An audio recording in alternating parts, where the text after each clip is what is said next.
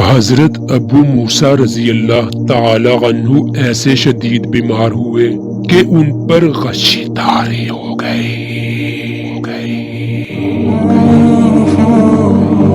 ان کا سر ان کے اہل خانہ میں سے ایک عورت کی گود میں تھا۔ اس موقع پر ان کے اہل میں سے ایک عورت چیخنے لگی۔ حضرت ابو موسیٰ رضی اللہ تعالی عنہ شدید کمزوری کی وجہ سے اسے کوئی جواب نہ دے سکے۔ جب افاقہ ہوا تو کہنے لگے، میں اس بات سے بری ہوں جس سے رسول اللہ صلی اللہ علیہ وسلم نے برت کا اظہار فرمایا۔ رسول صلی اللہ علیہ وسلم نے چلا کر ماتم کرنے والی، سر منڈوانے والی اور گریبان چاک کرنے والی عورتوں سے لا تعلقی کا اظہار فرمایا تھا۔ حضور نے فرمایا، اللہ اس شخص کے چہرے کو تر و تازہ رکھے جس نے میرے سے کوئی حدیث سنی اور پھر جیسے سنی اور اسے آگے ویسے پہنچا دیا۔ حضرت عائشہ رضی اللہ تعالی عنہا سے روایت ہے کہ آن حضرت صلی اللہ تعالی علیہ وسلم میرے پاس تشریف لائے۔ اس وقت انصار کی 2 لڑکیاں میرے گھر میں بغاث کی لڑائی کا قصہ گا رہی تھی۔ آپ صلی اللہ علیہ وسلم بچونے پر لیٹ گئے اور اپنا منہ پھیر لیا۔ ابو بکر رضی اللہ تعالی عنہ آئے، انہوں نے مجھ کو چھڑکا اور کہا، یہ شیطانی آن حضرت صلی اللہ علیہ وسلم کے سامنے نہ بجا۔ آخر آپ صلی اللہ علیہ وسلم نے ان کی طرف منہ کیا اور فرمایا، جانے دے، خاموش رہ۔ حضرت ابو بکر رضی اللہ تعالی عنہ دوسرے کام میں لگ گئے تو میں نے ان لڑکیوں کو اشارہ کیا، وہ چل دی۔ یہ عید کا دن تھا۔ اس دن حبشی لوگ ڈالوں اور برچھیوں سے کھیلا کرتے تھے۔ میں نے آن حضرت صلی اللہ تعالی علیہ وسلم سے خواہش کی۔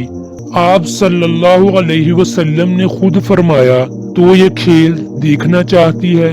میں نے عرض کیا، جی۔ آپ نے مجھ کو اپنے پیچھے کھڑا کر لیا۔ میرا گال آپ صلی اللہ علیہ وسلم کی گال پر تھا۔ آپ صلی اللہ علیہ وسلم فرماتے تھے، کھیلو کھیلو اے بنی ارفدہ۔ جب میں اکتا گئی تو آپ صلی اللہ علیہ وسلم نے فرمایا، بس۔ میں نے کہا، جی ہاں۔ فرمایا، اچھا جا۔ حضرت سعد بن ابی وقاص رضی اللہ تعالی عنہ سے روایت ہے کہ آن حضرت صلی اللہ علیہ وسلم نے فرمایا، تو جو کچھ خرچ کرے اور اس سے تیری نیت اللہ کی رضامندی کی ہو تو تجھ کو اس کا ثواب ملے گا، یہاں تک کہ اس پر بھی جو تو اپنی بیوی کے منہ میں ڈالے۔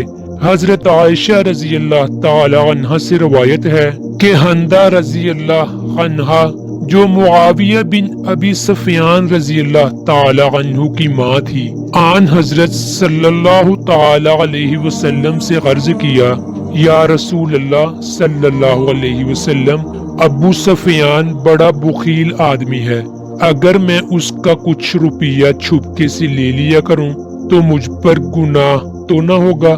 آپ صلی اللہ علیہ وسلم نے فرمایا، تو اتنا دستور کے موافق لے سکتی ہے جو تجھ کو اور تیرے بیٹوں کو کافی ہو۔ حضرت جابر رضی اللہ تعالی عنہ سے روایت ہے، رسول اکرم صلی اللہ علیہ وسلم نے فرمایا، پہلے اپنی ذات پر خرچ کرو، پھر اگر کچھ بچے تو اپنے اہل و عیال پر خرچ کرو، پھر اگر اپنے اہل و عیال سے کچھ بچے تو اپنے رشتہ داروں پر، اور اگر رشتہ داروں سے بھی کچھ بچ جائے تو ادھر ادھر اپنے سامنے دائیں اور بائیں والوں پر خرچ کرو۔